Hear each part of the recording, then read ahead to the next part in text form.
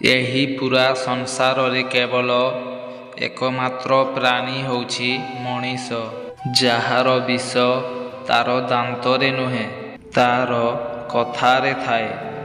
ଏମିତି ବିଷ ଯାହା ଧୀରେ ଧୀରେ ମଣିଷକୁ ଭିତରୁ ମାରି ଦେଇଥାଏ। ଭୁଲ ମଣିଷ ସେହି ସମୟରେ ହିଁ ଜିତି ଯାଇଥାଏ, ଯେତେବେଳେ ଠିକ୍ ମଣିଷ ଚୁପ୍ ହୋଇଯାଏ।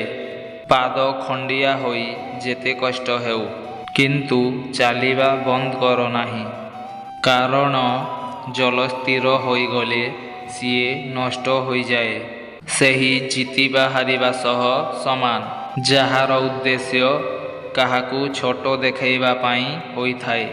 କୁହନ୍ତି, ଫଳନ୍ତି ବୃକ୍ଷ ଓଜନ ସହିଥାଏ। ସେଥିପାଇଁ ବୋଧେ ଅଧିକ ସହନଶୀଳତା ଥିବା ମଣିଷକୁ ହିଁ ଅଧିକ ଦୁଃଖ ମିଳିଥାଏ। ଯିଏ ସଚ୍ଚା ପ୍ରେମ କରିଥାଏ, ତାକୁ ଏଇ ଚାରୋଟି ଜିନିଷ ହରାଇବାକୁ ପଡ଼ିଥାଏ: ଇଜ୍ଜତ, ସୁଖ, ସମ୍ପର୍କୀୟ ଏବଂ ଆତ୍ମସ୍ୱାଭିମାନ। କାହା ସହ ଯୁକ୍ତି କରି ତାକୁ ପରାଜିତ କରନ୍ତୁ ନାହିଁ, ନୀରବ ରହି ପରାଜିତ କରନ୍ତୁ। କାରଣ ଯିଏ ସବୁବେଳେ ଯୁକ୍ତି କରିବା ପାଇଁ ପ୍ରସ୍ତୁତ ଥାଏ, ଆପଣଙ୍କ ନୀରବତାକୁ ସିଏ କେବେ ବି ସହିପାରିବନି।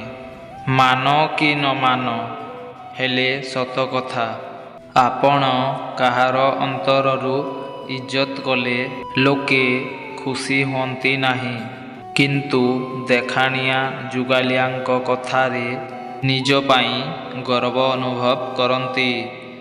ଧୋକେବାଜ ମଣିଷ ସତ ଭଲ ପାଇବାକୁ ଭୁଲି ଯାଇଥାଏ, ଆଉ ସରଳ ସଚ୍ଚା ମଣିଷ ମିଛ ଭଲ ପାଇବାକୁ ମଧ୍ୟ କେବେ ଭୁଲିପାରେ ନାହିଁ।